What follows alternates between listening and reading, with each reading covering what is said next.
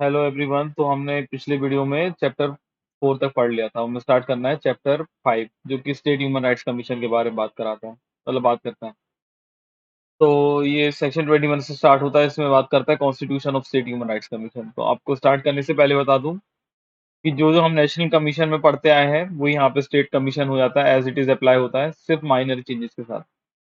तो अगर आप देखेंगे तो आपको लगेगा कि बिल्कुल माइनर चेंजेस के साथ ही पूरा पूरा वही सेक्शन अप्लाई होते हैं। तो फिर भी मैं आपको दोबारा से पढ़ा देता हूँ। तो स्टेट गवर्नमेंट जो है वो कॉन्स्टिट्यूट कर सकती है एक बॉडी, जिसको भी हम द जो भी स्टेट का नाम यहाँ पे, जैसे मध्य प्रदेश का लिए पढ़ रहे हैं, अभी मध्य प्रदेश की बात करते हैं, तो the Madhya Pradesh state human rights commission हो जाएगा। और वो एक्सरसाइज करेगा पावर जो कि कन्फर की गई हैं, और परफॉर्म करेगा जो फंक्शन उसको असाइन किए गए हैं state commission under this chapter. तो जो भी स्टेट कमीशन को जो भी फंक्शन असाइन किए जाते हैं वो फंक्शन परफॉर्म करेगा और पावर्स एंजॉय करेगा, एक्सरसाइज करेगा। अब इसमें स्टेट कमीशन जो है वो shall effect from the date which state government में नोटिफिकेशन स्पेसिफाई। जो स्टेट कमीशन है वो कब इफेक्ट में आएगा, तो उस डेट को इफेक्ट में आएगा जिसे नोटिफिकेशन करके स्टेट गवर्नमेंट स्पेसिफाई करेगी। अब इसमें होगा कौन कौन, तो इसमें एक चेयर पर्सन होगा जो कि चीफ जस्टिस या जज होगा हाई कोर्ट का, और मेंबर होगा जो कि या तो जज है या जज रह चुका होगा हाई कोर्ट में या किसी डिस्ट्रिक्ट जज, मतलब डिस्ट्रिक्ट जज में, मतलब हाई कोर्ट का जज होगा या डिस्ट्रिक्ट जज रह चुका होगा, और उसी स्टेट में, और उसको 7 साल का एक्सपीरियंस होगा मिनिमम एज अ डिस्ट्रिक्ट जज, अगर डिस्ट्रिक्ट जज की बात करें तो। सी पॉइंट बात करता है a member to be appointed from the among persons having a knowledge of और practical experience in the matters related to human rights. अब यहाँ पे कुछ मेंबर जो है उनको अपॉइंट कर लिया जाएगा, वन मेंबर को अपॉइंट कर लिया जाएगा इन्हीं मेंबरों में से, तो इन्हीं पर्सन्स में से जिनके पास एक नॉलेज होगा, हैविंग नॉलेज और प्रैक्टिकल एक्सपीरियंस होगा ह्यूमन राइट्स से रिलेटेड मैटर्स का। फिर थर्ड सबसेक्शन बात करता है कि there shall be a secretary. तो यहाँ पे एक सेक्रेटरी होगा जो कि सीईओ होगा, मतलब चीफ एग्जीक्यूटिव ऑफिसर होगा स्टेट कमीशन का, और वो subject to the control of, मतलब किसके कंट्रोल में होगा, तो चेयरपर्सन का कंट्रोल में होगा, और वो एक्सरसाइज करेगा सारे एडमिनिस्ट्रेटिव और फाइनेंशियल पावर्स स्टेट कमीशन के। तो यहाँ पे जो सेक्रेटरी की हम बात कर रहे हैं, वहाँ पे जनरल सेक्रेटरी था, यहाँ पे सेक्रेटरी है, बाकी सेम ही है। यहाँ पे भी ये सीईओ होगा, ये सीईओ किसका होगा, स्टेट कमीशन का होगा। हम स्टेट कमीशन के बारे में पढ़ रहे हैं, और ये किसके कंट्रोल में रहेगा, तो चेयरपर्सन की। फिर जो हेडक्वार्टर होगा, फोर्थ सब सेक्शन की बात कर रहा हूँ, तो यहाँ पे जो हेडक्वार्टर होगा वो स्टेट कमीशन का उस प्लेस पे होगा जो कि स्टेट गवर्नमेंट नोटिफिकेशन करके स्पेसिफाई करेगी। तो जनरली हमारे, जैसे हम एमपी की बात करते हैं, क्योंकि अभी हम एमपी के लिए पढ़ रहे हैं, एमपी एडीपी के लिए, तो ये भोपाल में है। अगर आप किसी और स्टेट के लिए पढ़ रहे हैं तो आपको अपने स्टेट का याद रखना चाहिए कि कहाँ पे, मतलब पढ़ लेना चाहिए सर्च करके। फिर सबसेक्शन 5 बात करता है कि स्टेट कमीशन इंक्वायर कर सकता है वायलेशन ऑफ ह्यूमन राइट्स जो हो रहे हैं in respect of matters related to, कौन से मैटर्स, जो कि लिस्ट, जो कौन, दो तरीके की लिस्ट, 3 तरीके की लिस्ट है कॉन्स्टिट्यूशन में। एक है लिस्ट वन जो कि बोलता है यूनियन लिस्ट। तो यूनियन लिस्ट में तो नेशनल कमीशन करता है, हम पढ़ते आए हैं, मतलब ऊपर जो नेशनल कमीशन है वो यूनियन लिस्ट में वायलेशन ऑफ ह्यूमन राइट्स से रिलेटेड मैटर्स को रिलेट करेगा। तो यहाँ पे उनका छोड़ के जो लिस्ट सेकंड है जो कि स्टेट लिस्ट होती है, और लिस्ट थ्री जो है, मतलब जो कॉन्करेंट लिस्ट होती है 7th शेड्यूल की कॉन्स्टिट्यूशन में, उसके उसमें जो भी वायलेशन हुआ ह्यूमन राइट्स का, उनसे रिलेटेड मैटर्स का वो यहाँ पे इंक्वायरी करेगा। इंक्वायर लिखा हुआ है, ठीक है। फिर यहाँ पे लिखा हुआ provided that if any such matter is already been inquired into by commission. अगर कमीशन जो है, जो यूनियन कमीशन, मतलब सॉरी, नेशनल कमीशन, मतलब यूनियन कमीशन भी बोल सकते हैं उसको ना, नेशनल कमीशन। तो अगर कोई मैटर ऑलरेडी इंक्वायरी कर चुका है, जो कि कोई कमीशन, मतलब जो जनरली नेशनल कमीशन की बात हो रही है, कमीशन बस लिखा हुआ है मतलब नेशनल कमीशन, और फिर कोई अदर कमीशन जो है, और जो कि ड्यूली कॉन्स्टिट्यूट किया है under any law for the timing in force, या फिर कोई अदर कमीशन है जिसको टाइमिंग इन फोर्स में कहीं पे भी बनाया गया है, या सपोज करें कि कोई दूसरे स्टेट का कमीशन है जो इंक्वायरी कर चुका है पहले या कर रहा है, मतलब सॉरी कर चुका है, तो जो स्टेट कमीशन है वो उस वाले मैटर्स में इंक्वायरी नहीं करेगा।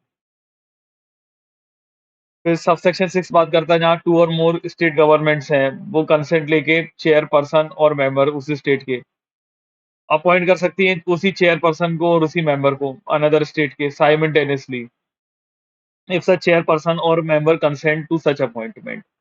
तो इसका सीधा-सीधा मतलब ये है कि कभी-कभी हम देखते हैं कि कुछ नए-नए स्टेट फॉर्म हो जाते हैं।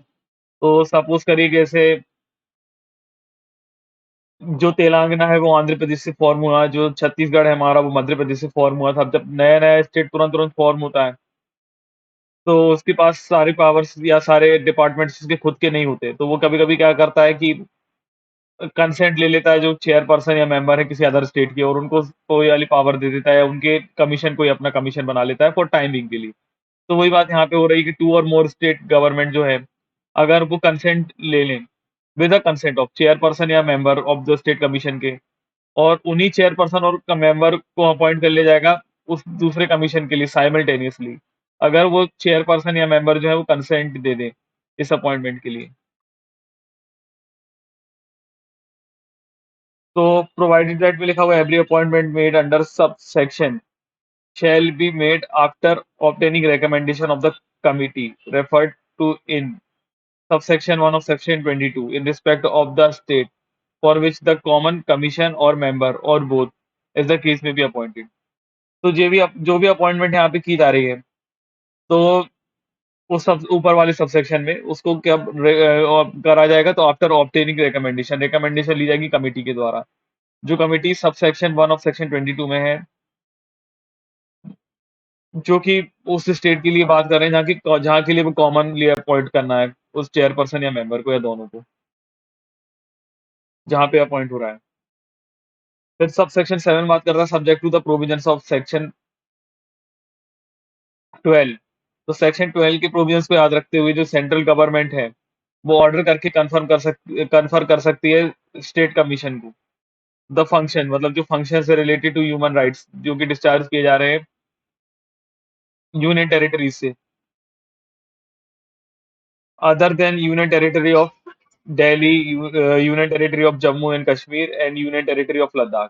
तो जो भी प्रोविजंस हैं उनको सॉरी प्रोविजन जो दिए हुए हैं सेक्शन 12 में, उनको याद रखते हुए स्टेट गवर्नमेंट जो है वो किसी भी स्टेट कमीशन को जो फंक्शन कर रहा है उसको ये बाकी दूसरे यूनियन टेरिटरीज के लिए भी डिस्चार्ज करने के लिए कुछ फंक्शंस दे सकती है, लेकिन इन तीनों को छोड़ के, क्योंकि जो यूनियन टेरिटरी ऑफ दिल्ली है या union territory of Jammu and Kashmir है, यूनियन टेरिटरी ऑफ लद्दाख है, इसको हम अगले नेक्स्ट पॉइंट में पढ़ने वाले नेक्स्ट सब सेक्शन में कि ये नेशनल कमीशन इनके बारे में डील करता है, मतलब इनसे रिलेटेड मैटर्स को नेशनल कमीशन डील करता है। इनके अलावा अगर जो भी हैं उनको वो क्या है कि जो सेंट्रल गवर्नमेंट है वो ऑर्डर करके कन्फर कर सकती है फंक्शन किसी भी यूनियन टेरिटरी से रिलेटेड भी। तो जनरली जो यूनियन टेरिटरी जिस स्टेट के पास होती है वहां पे उस स्टेट को उस यूनियन टेरिटरी के पावर्स हो जाते हैं, ऐसा होता है। जैसे सपोज करिए कि दादर नगर एंड हवेली अगर शायद वेस्ट बंगाल के पास में है आई थिंक, तो वहाँ पे जो वेस्ट बंगाल होगा उसका जो स्टेट कमीशन है उसको ये वाली पावर मिल जाएगी। फिर सब सेक्शन 8 की बात करते हैं तो function related to human rights in the case of union territory of Delhi, union territory of Jammu and Kashmir and union territory of Ladakh shall be dealt with by the commission. तो जो भी फंक्शन ह्यूमन राइट्स के case से related है, जैसे जो कि Delhi union territory या Jammu and Kashmir union territory या लद्दाख जो भी है, वहाँ के कौन डील करता है, तो वहाँ के नेशनल कमीशन, यहाँ पे सिर्फ कमीशन लिखा हुआ है, मतलब नेशनल कमीशन यहाँ पे उन मैटर्स को डील करता है।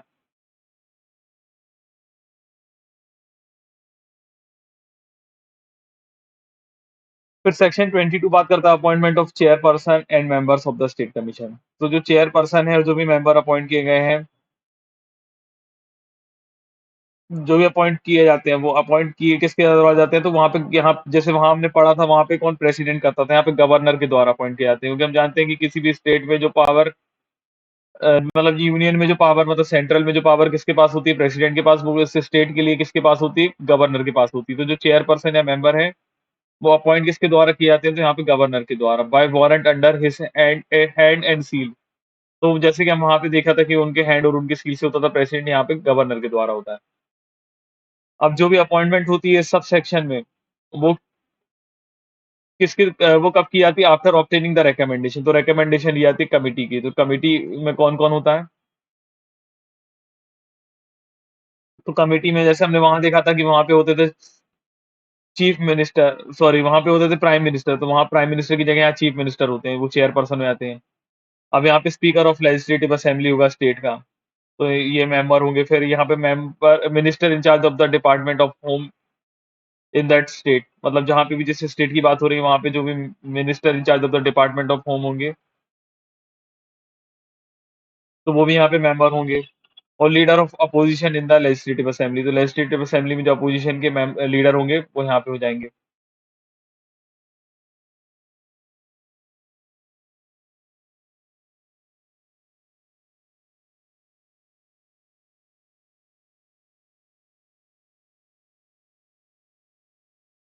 फिर प्रोवाइडेड दैट में लिखा हुआ है further that where there is a legislative council in a state, तो जहां तक कि हम देखते हैं कि जब भी किसी स्टेट में लेजिस्लेटिव काउंसिल बेस हम करंटली देखते हैं तो इंडिया में 6 स्टेट में लेजिस्लेटिव काउंसिल है। तो लेजिस्लेटिव काउंसिल जिस स्टेट में होगा वहां पे क्या होगा कि वहां पे जो चेयरमैन होगा उस काउंसिल का और जो लीडर ऑफ अपोजिशन होगा उस काउंसिल में, वो भी यहाँ पे मेंबर होंगे कमेटी के।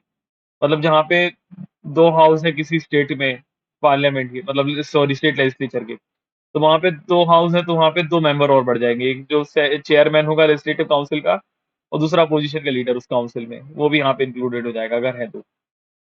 अब प्रोवाइडेड आल्सो दैट में लिखा हुआ नो सिटिंग जज ऑफ अ हाई कोर्ट और अ सिटिंग जज ऑफ अ डिस्ट्रिक्ट जज शैल बी अपॉइंटेड। तो कोई भी जो सिटिंग जज है हाई कोर्ट का, सिटिंग जज है डिस्ट्रिक्ट कोर्ट का, उसको अपॉइंट नहीं किया जाएगा जब तक हम कंसल्टेशन नहीं कर लेते chief justice of high court of concern state से। मतलब जिस स्टेट के हाई कोर्ट का हम चीफ जस्टिस या जज अपॉइंट कर रहे हैं उसके हाई कोर्ट के, सॉरी चीफ जस्ट जब भी हम किसी स्टेट के अगर सिटिंग जज को अपॉइंट कर रहे हैं, भले ही वो हाई कोर्ट का है या भले ही वो डिस्ट्रिक्ट कोर्ट का सिटिंग जज है, तो हमें कंसल्टेशन किससे लेना पड़ेगी? Chief justice of high court से उस स्टेट के।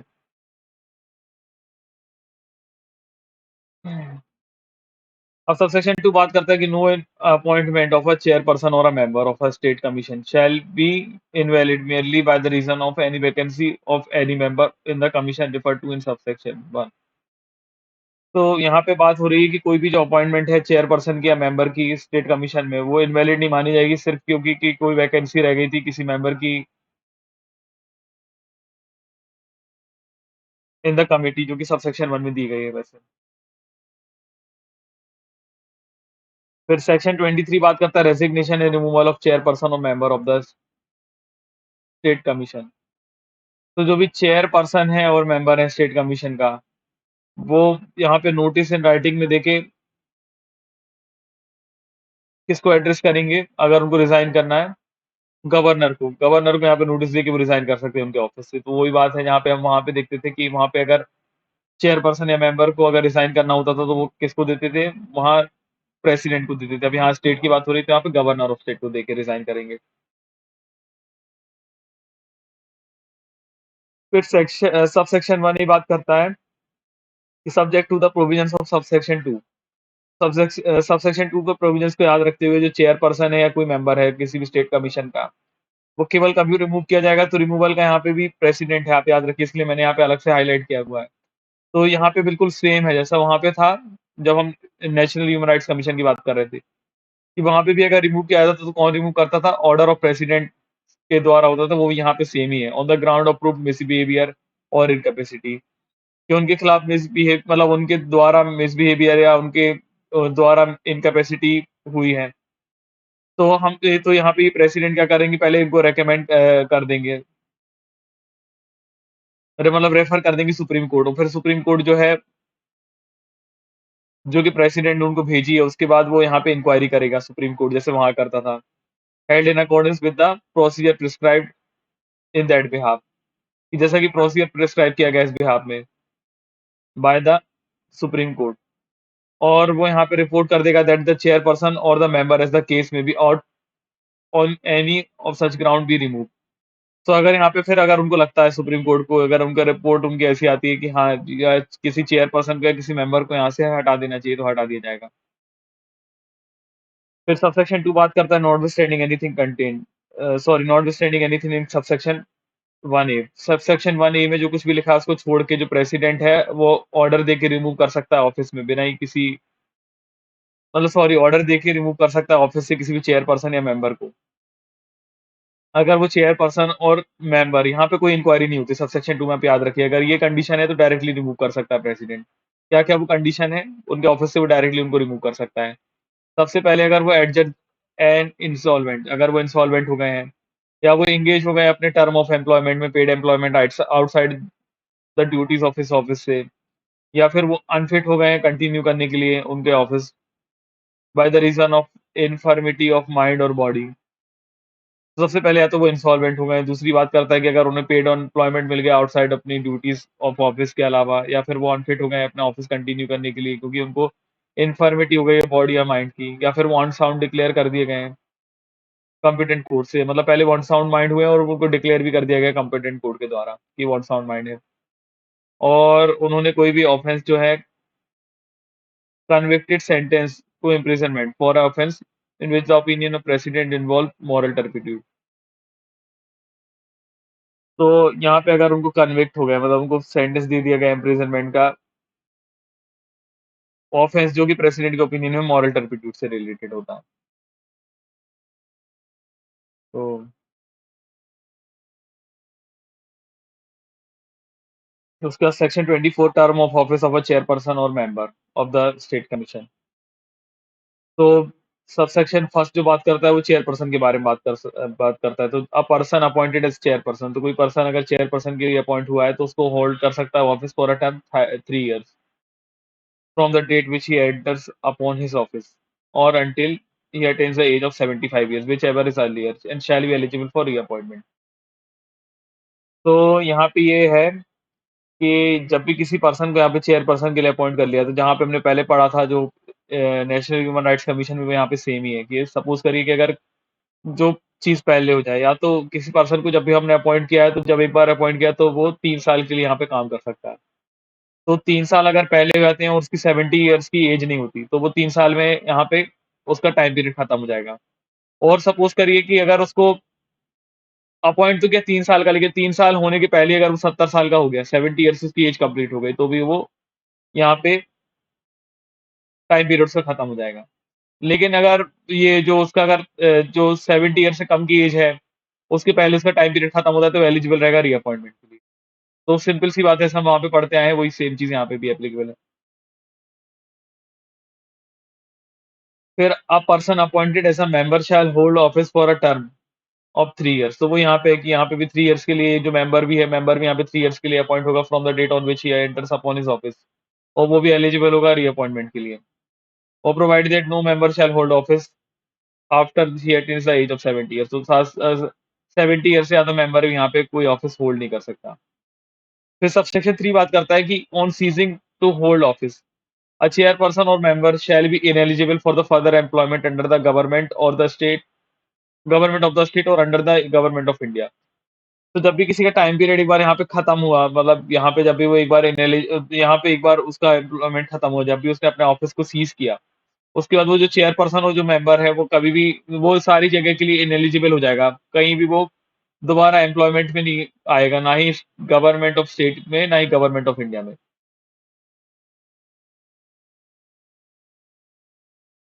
मतलब फिर वो गवर्नमेंट ऑफ इंडिया और गवर्नमेंट ऑफ स्टेट के अंडर काम नहीं कर पाएगा, जब भी यहाँ से उसका ऑफिस का टाइम पीरियड खत्म होगा।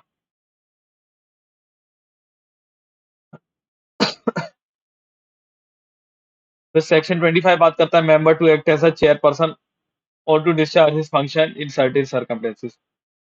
तो जब भी किसी इवेंट में कुछ ऐसी ऑकरेंस हुई, कोई वैकेंसी ऑफिस में ऑफ द चेयरपर्सन, चेयरपर्सन के यहाँ पे कुछ जो पोजीशन थी वो यहाँ पे वैकेंट हुई। क्यों, किस रीज़न के कारण? By the reason of his death, या तो उसने डेथ हो गई उसकी, या फिर उन्होंने रिज़ाइन दे दिया, रेज़िग्नेशन दे दिया, या फिर अदरवाइज़। तो फिर जो यहाँ पे गवर्नर होंगे, वो नोटिफ़िकेशन इश्यू करके ऑथराइज़ करेंगे किसी भी one of the member to act as the chairperson, कि वो चेयरपर्सन की तरह एक्ट करे, जब तक कि अपॉइंटमेंट नहीं होती न्यू चेयरपर्सन की, उस वैकेंसी के लिए। सिंपल सी बात है, हम यहाँ पे नेशनल ह्यूमन राइट्स कमीशन में भी यही पढ़ते आए हुए हैं, सेम चीज़ लिखी हुई है। फिर लिखा हुआ है when the chairperson is unable to discharge his function, तो जब भी चेयरपर्सन है अगर वो अपने फंक्शंस को डिस्चार्ज नहीं कर सकता, owing to absence on leave और अदरवाइज। तो जब भी चेयरपर्सन है वो अगर डिस्चार्ज नहीं कर पा रहा अपने फंक्शन क्योंकि वो एब्सेंट है, लीव पे गया हुआ है, तो अदरवाइज तो जो वन ऑफ द मेंबर, कोई भी मेंबर जो है, उनको गवर्नर जो है वो नोटिफिकेशन इश्यू करके ऑथराइज कर देंगे इस बिहाफ में कि वो डिस्चार्ज करे function of chairperson until the date on which the chairperson resumes his duty. जब तक चेयरपर्सन अपना ड्यूटी रिज्यूम करने वापस नहीं आए थे तब तक कोई मेंबर है वो एज अ चेयरपर्सन काम करेगा उनके बिहाफ में। फिर 26 सेक्शन बात करता है terms and condition of service of the chairperson member of the state commission. तो जो भी यहाँ पे सैलरीज अलाउंस पेबल होती हैं, other terms and condition of service of the chairperson member जो होगी वो कौन प्रिस्क्राइब करेगा, तो prescribe bye the state government, तो स्टेट गवर्नमेंट प्रिस्क्राइब करेगी। फिर प्रोवाइडेड एट में लिखा हुआ है neither the salary and the allowance nor the other terms and condition of the service of the chairperson or the member shall be varied to his disadvantage after his appointment। तो यहाँ पे provide that में लिखा हुआ है कि उस कोई भी सैलरी है, अलाउंस है, अदर टर्म्स एंड कंडीशन है, वो यहाँ पे इस तरीके से चेंज नहीं की जाएगी किसी भी मेंबर या चेयरपर्सन की जो कि उनके डिसएडवांटेज जब उनकी अपॉइंटमेंट की गई थी उससे। मतलब इसका एग्जांपल मैं देता हूँ, सपोज करिए कि अगर किसी को जब यहाँ पे एज अ मेंबर या एज अ चेयरमैन अपॉइंट किया गया था तब उसका टर्म जो था, मतलब उसको 3 साल के लिए अपॉइंट किया था, फिर बोले कि नहीं अब 2 साल में उनको टर्म खत्म हो जाएगा, तो ये नहीं होगा। उनकी सैलरी से कुछ थी तो उसको चेंज किया जा सकता है, लेकिन जब वो जितनी सैलरी में अपॉइंट हुए थे उससे कम उनको सैलरी बाद में नहीं दी जाएगी, उनको डिसएडवांटेज नहीं होगा। या सपोज करिए कि उनका टाइम जो था कि उन्हें डेली 3 घंटे काम करना है या 4 घंटे काम करना है, और बाद में उनको बोल दिया कि नहीं आपको अब 6 घंटे या 7 घंटे काम करना पड़ेगा, तो ये उनके लिए डिसएडवांटेज हो जाएगा उनके अपॉइंटमेंट से। तो ये चीज़ें यहाँ पे चेंज नहीं की जाएगी, इस तरीके से चेंज नहीं होंगे। फिर सेक्शन 27 बात करता है officers and other staff of the state commission. तो जो भी स्टेट गवर्नमेंट है वो यहाँ पे अवेलेबल करेगी कमीशन को क्या। सबसे पहले यहाँ पे officer not below the rank of secretary to the state government, जो कि सेक्रेटरी हुआ स्टेट कमीशन का। तो वहां पे हम देखते थे कि वहां पे सेक्रेटरी जनरल रहता था जब हम एनएचआरसी की बात करते थे, मतलब नेशनल ह्यूमन राइट्स कमीशन की बात करते थे। तो यहाँ पे एक ऑफिसर दिया जाएगा जिसकी रैंक सेक्रेटरी से कम नहीं होगी, secretary to the state government, जो स्टेट गवर्नमेंट का सेक्रेटरी होगा, और उसको यहाँ पे सेक्रेटरी मानेंगे स्टेट कमीशन का। और फिर उसके बाद सच पुलिस एंड इन्वेस्टिगेटिव स्टाफ, तो उनको कुछ पुलिस और इन्वेस्टिगेटिव स्टाफ दिया जाएगा, और अंडर एन ऑफिसर, और उस ऑफिसर के अंडर में जो कि not below the rank of DGP होगा, मतलब मतलब सॉरी आईजीपी होगा, IGP inspector general of police. तो इंस्पेक्टर जनरल ऑफ पुलिस से कोई भी यहाँ पे कम ऑफिसर नहीं होगा, और अदर ऑफिसर्स एंड स्टाफ दिया जाएगा जो कि उनको नेसेसरी लगते हैं कि efficient performance functions to the state commission के लिए नेसेसरी है। तो सिंपल सी बात है कि यहाँ पे जो स्टेट गवर्नमेंट है पुलिस ऑफिसर और इन्वेस्टिगेटिव स्टाफ देगी उनको, और वो जो होगा वो एक ऑफिसर होगा, उसकी रैंक जो आईजीपी से कम नहीं होगी, और उनको अदर ऑफिसर और स्टाफ दिए जाएंगे जो कि उनको नेसेसरी लगता है कि जो performance of the function of state commission के लिए नेसेसरी है। ठीक है, आई होप आपको समझ में आ रहा होगा। तो सबसेक्शन 2 बात करता है सब्जेक्ट टू सच रूल्स, तो जहाँ पे कुछ जो रूल्स बनाए जाएंगे स्टेट गवर्नमेंट के द्वारा इस बिहाफ में। तो जो स्टेट कमीशन है, अब यहाँ पे जैसे हमने उधर देखा था कि स्टेट कमीशन खुद भी कुछ पर्सन्स को अपॉइंट कर सकता था, वैसे यहाँ पे स्टेट कमीशन में अपॉइंट सच अदर एडमिनिस्ट्रेटिव, तो अदर एडमिनिस्ट्रेटिव या टेक्निकल या जो साइंटिफिक स्टाफ है जो कि वो उनको नेसेसरी लगता है वो उनको अपॉइंट कर पाएंगे, लेकिन उस रूल्स के अंडर में रहते हुए जो कि स्टेट गवर्नमेंट ने बनाए हैं। अब सबसेक्शन 3 बात करता है कि सैलरीज अलाउंस और conditions of service of the officer जो है और अदर स्टाफ की, वो अपॉइंटेड अंडर सबसेक्शन 2 में जो की गई है shall be such as be prescribed by the state government. तो जैसा स्टेट गवर्नमेंट प्रिस्क्राइब किया है उसी तरीके से यहाँ पे होंगी, मतलब जो सैलरीज अलाउंस और terms of condition of service जो होंगी ऑफिसर की अदर स्टाफ की वो कौन प्रिस्क्राइब करेगा, तो जैसा कि स्टेट गवर्नमेंट ने प्रिस्क्राइब किया होगा उस तरीके से होंगी। 1 मिनट मैं चेक करूँ कि चलता है सब ठीक। ठीक है। फिर सेक्शन 28 बात करता है annual and special reports of the state commission. तो जो स्टेट कमीशन है वो सबमिट करेगा annual report to the state government को। And at any time, so जो स्टेट कमीशन जो है, जैसे हमने उधर पे देखा था, वो अपनी एनुअल रिपोर्ट स्टेट गवर्नमेंट को देगा। और अगर कुछ उनको लगता है कि उनके ओपिनियन में अर्जेंसी है और ये और इम्पोर्टेंस है, और ये जो है मतलब तब तक के लिए डेफर नहीं कर सकते, तब तक हमें एनुअल रिपोर्ट सबमिट करना है, तो वो स्पेशल रिपोर्ट भी सबमिट कर सकते हैं। तो स्टेट कमीशन भी जैसे हमने उधर पे देखा था, यहाँ पे ये एनुअल रिपोर्ट तो सबमिट करेगा ही, और अगर उसको कुछ अर्जेंट या इम्पोर्टेंट मैटर लगते हैं तो वो स्पेशल रिपोर्ट भी सबमिट कर सकता है। फिर जो स्टेट गवर्नमेंट होगा उसको एनुअल रिपोर्ट को या स्पेशल रिपोर्ट्स को स्टेट कमीशन की जो है उनको each house of state legislature के पास रखेगा, अगर हाउस में 2 स्टेट लेजिस्लेचर हैं। और जहाँ पे सिंगल स्टेट लेजिस्लेचर है, वहाँ पे उस स्टेट लेजिस्लेचर के पास ही रखेगा। और उसके साथ-साथ वो एक मेमोरेंडम ऑफ एक्शन रखेगा कि जो उन्होंने या तो ले लिए हैं, मतलब टेकन है, या प्रपोज़ टू बी टेकन, मतलब लेने वाले हैं, on the recommendation of the state commission, जो कि स्टेट कमीशन ने रिकमेंड की है। और अगर उन्होंने कुछ जो है रिकमेंडेशन उनका एक्सेप्ट नहीं किया, तो उनको रीज़न्स लिख के, reasons for non acceptance of recommendation, अगर वो है तो उनको वो बताना होगा। फिर सेक्शन 29 बात करता है application of certain provisions related to national human rights commission. तो नेशनल ह्यूमन राइट्स कमीशन के जो कुछ प्रोविजंस हैं वो यहाँ पे एप्लीकेबल हो जाते हैं स्टेट ह्यूमन राइट्स कमीशन के ऊपर। तो जो प्रोविजन है सेक्शन 9, 10, 12, 13, 14, 15, 16, 17, 18 के, वो यहाँ पे एज़ इट इज़ अप्लाई हो जाते हैं, लेकिन कुछ मॉडिफिकेशन के साथ। जैसे कि यहाँ पे कमीशन, जहाँ पे वर्ड आएगा तो यहाँ पे स्टेट कमीशन हो जाएगा, क्योंकि यहाँ पे स्टेट कमीशन के लिए कर रहे हैं। फिर जो सेक्शन 10 के सब सेक्शन 3 में जो बात हो रहा था जनरल सेक्रेटरी, तो वहाँ पे यूनियन की बात हो रही थी, इसलिए जनरल सेक्रेटरी था, यहाँ पे सिर्फ सेक्रेटरी होगा। और जो यहाँ सी पॉइंट में लिखा हुआ है कि सेक्शन 12 जो क्लॉज़ एफ दिया हुआ है, वो यहाँ पे ओमिट हो गया। मतलब सेक्शन 12 ऑफ क्लॉज़ एफ जो है, वहाँ पे क्या था, वहाँ पे ये बात थी कि जो इंटरनेशनल कन्वेंशन है, उनको कौन एप्लीकेबल करता है, तो वो तो यूनियन की लिस्ट में आती है, यूनियन ही करता है, यहाँ पे स्टेट गवर्नमेंट का तो कोई रोल ही नहीं होता, तो यहाँ पे ओमिट कर दिया गया इसलिए। और जो सेक्शन 17 का क्लॉज़ फर्स्ट है, वहाँ पे जो सेंट्रल गवर्नमेंट और एनी है, वो यहाँ पे ओमिट कर दिया, क्योंकि सिर्फ स्टेट गवर्नमेंट की बात हो रही है।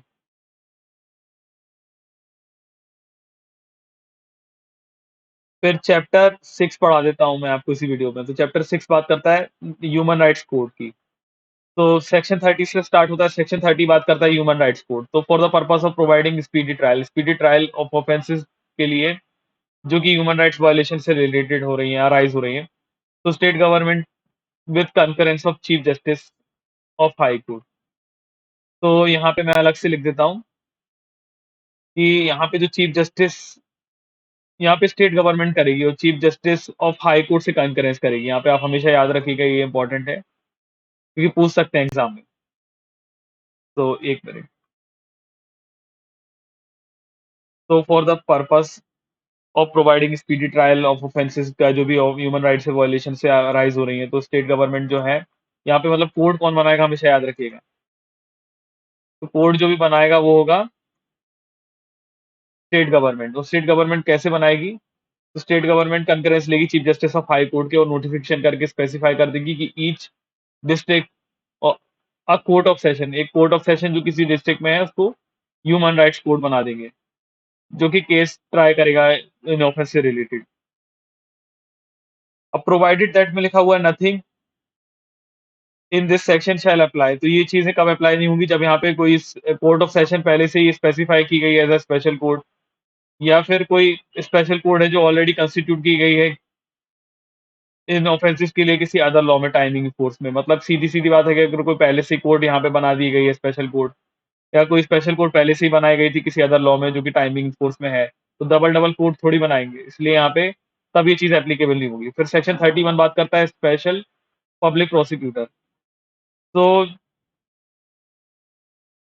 हर एक ह्यूमन राइट्स कोर्ट के लिए यहाँ पे जो स्टेट गवर्नमेंट है, वो नोटिफिकेशन करके यहाँ पे स्पेसिफाई कर देगी, या तो किसी पब्लिक प्रोसिक्यूटर को, या फिर अपॉइंट कर देगी किसी एडवोकेट को जो किसकी practice not less than 7 years, जिसकी प्रैक्टिस 7 साल से कम नहीं है, उसको as a special public prosecutor यहाँ पे बना देंगे, जो कि for the purpose of conducting cases in that court, कि वो इस कोर्ट में यहाँ पे ये सारे केसेस को कंडक्ट करेगा। तो जनरली हम देखते हैं, जैसे हमने एससी स्टेट में भी देखा था, जहाँ स्पेशल कोर्ट बनाई, वहाँ पे काम करने के लिए स्पेशल पब्लिक प्रोसिक्यूटर का अपॉइंट कर देते हैं। और स्पेशल पब्लिक प्रोसिक्यूटर कौन बनता है, जिसकी 7 साल की प्रैक्टिस होगी। सिंपल सी बात है। तो यहाँ आज हमने चैप्टर 6 तक कंप्लीट कर लिया, नेक्स्ट वीडियो हम चैप्टर 7 से पढ़ेंगे।